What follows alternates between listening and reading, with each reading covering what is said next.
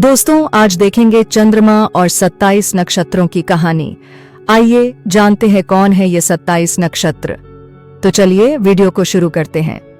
चंद्रमा और 27 नक्षत्रों की कहानी हिंदू पुराणों में एक बहुत ही दिलचस्प और महत्वपूर्ण कथा है, जो विशेष रूप से चंद्रमा के विवाह और उसके संबंधों के कारण प्रसिद्ध है।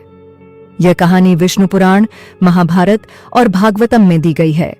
आइए जानते हैं इस कहानी के बारे में विस्तार से। पहला, चंद्रमा का उत्पत्ति और 27 नक्षत्र कन्याओं से विवाह। चंद्रमा का जन्म ऋषि कश्यप और आदिशक्ति से हुआ था। चंद्रमा को बहुत सुंदर और तेजस्वी माना जाता था और सभी देवताओं और ऋषियों में वह बहुत प्रसिद्ध हो गए थे। चंद्रमा का विवाह 27 नक्षत्र कन्याओं से हुआ, जो ऋषि कश्यप की पत्नियां थीं। इन 27 कन्याओं में प्रमुख अश्विनी, भरणी, कृत्तिका, रोहिणी, मृगशिरा, आद्रा, पुनर्वसु, पुष्य, आश्लेषा, मघा, पूर्व फल्गुनी, उत्तर फल्गुनी, हस्त, चित्रा, स्वाति, विशाखा, अनुराधा, ज्येष्ठा, मूला, पूर्वाषाढ़ा, उत्तराषाढ़ा, श्रवण, धनिष्ठा, शतभिषा, पूर्व भाद्रपद, उत्तर भाद्रपद और रेवती थीं। इन 27 कन्याओं का विवाह चंद्रमा से हुआ था, लेकिन चंद्रमा ने सभी कन्याओं के बीच अपनी विशेष निष्ठा और प्रेम रोहिणी को ही दिया। चंद्रमा ने रोहिणी से विशेष स्नेह और प्रेम किया और बाकी की 26 कन्याओं को छोड़ दिया। दूसरा, नक्षत्र कन्याओं का शाप। चंद्रमा का अपनी अन्य 26 पत्नियों के प्रति यह व्यवहार उन्हें नाखुश कर दिया। सभी नक्षत्र कन्याएं चंद्रमा से नाराज हो गईं और अपने पिता ऋषि कश्यप से उसकी शिकायत की। इसके परिणाम स्वरूप ऋषि कश्यप ने चंद्रमा को शापित किया कि वह धीरे धीरे फीका पड़ जाएगा और उसका तेज और आकार घट जाएगा। इसके बाद चंद्रमा का तेज और आकार धीरे धीरे घटने लगा। यह घटना चंद्रमा के घटते और बढ़ते आकार का कारण बनी, जो हर महीने के चंद्रमास के दौरान देखा जाता है। इस प्रकार चंद्रमा को हर महीने अपना आकार घटते और बढ़ते हुए देखना पड़ा। तीसरा, ऋषि कश्यप का शाप और चंद्रमा की स्थिति। चंद्रमा ने अपनी स्थिति को सुधारने के लिए कई प्रयास किए, लेकिन ऋषि कश्यप ने उसे यह शाप दे दिया कि वह कभी भी अपनी पूर्णता को स्थायी रूप से नहीं पा सकेगा। परिणाम स्वरूप चंद्रमा का आकार प्रत्येक महीने में पूर्णिमा, जब उसका आकार पूर्ण होता है, से अमावस्या, जब वह बिल्कुल गायब हो जाता है, तक बदलता रहता है।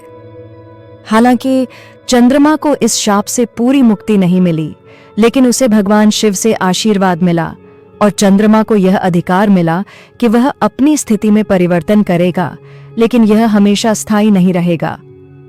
यह चंद्रमा के घटने बढ़ने की प्रक्रिया को समझाने का तरीका है। चौथा, चंद्रमा और नक्षत्रों के रिश्ते का महत्व। यह कहानी नक्षत्रों के महत्व को भी दर्शाती है। हिंदू ज्योतिष में 27 नक्षत्रों का बड़ा महत्व है।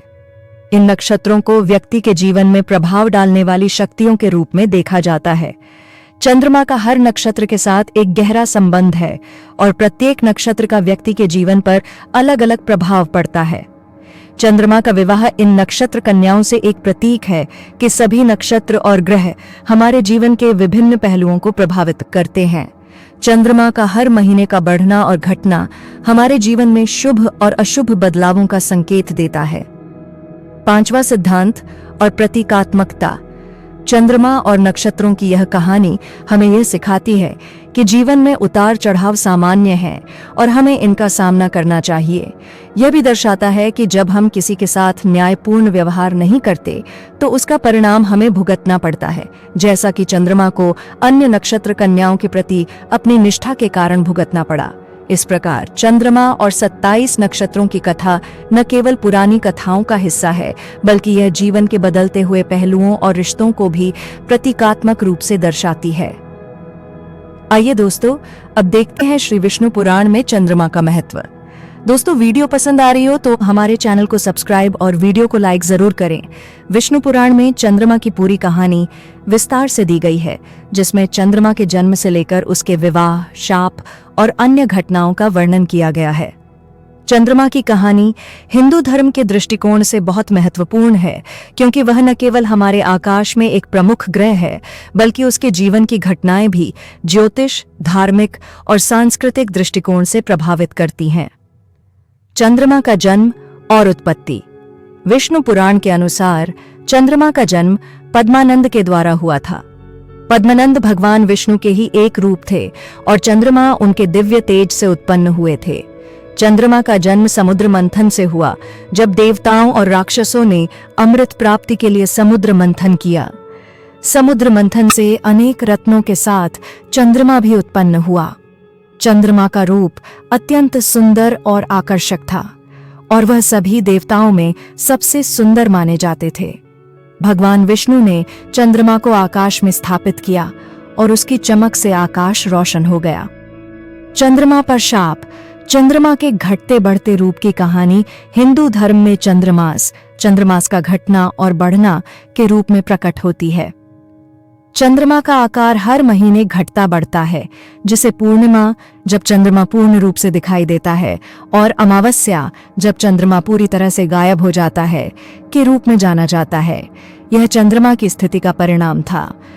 ऋषि कश्यप ने चंद्रमा को शापित किया कि वह कभी भी स्थायी रूप से पूर्ण नहीं रहेगा, वह हमेशा वृद्धि और ह्रास के चक्र में रहेगा। चंद्रमा का मार्गदर्शन और आशीर्वाद। चंद्रमा ने अपने शाप से उबरने के लिए भगवान शिव की आराधना की। भगवान शिव ने उसे आशीर्वाद दिया और कहा कि वह प्रत्येक महीने बढ़ेगा और घटेगा, लेकिन कभी पूर्ण रूप से स्थायी नहीं रहेगा। इससे चंद्रमा को थोड़ा राहत मिली, लेकिन वह हमेशा अपनी पूर्णता की स्थिति को स्थायी रूप से नहीं पा सका। चंद्रमा का यह विकार चंद्रमास की अवधियों में देखा जाता है।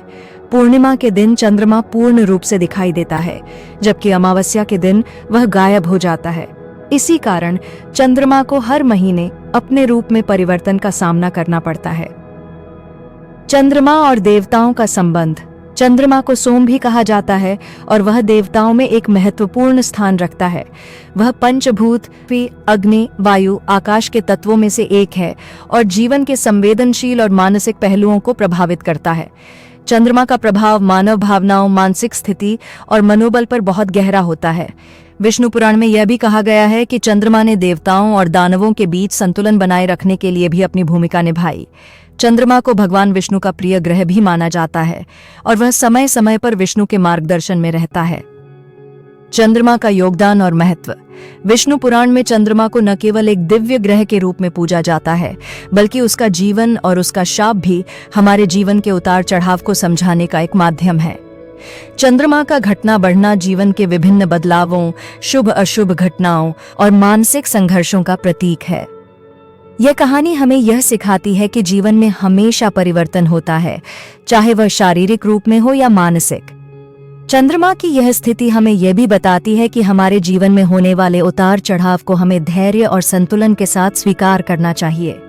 इस तरह से विष्णु पुराण में चंद्रमा की कहानी न केवल चंद्रमा के शाप और उसके जीवन की घटनाओं को दर्शाती है, बल्कि यह भी जीवन के अस्तित्व और उसकी बदलती परिस्थितियों के बारे में एक गहरी शिक्षा प्रदान करती है।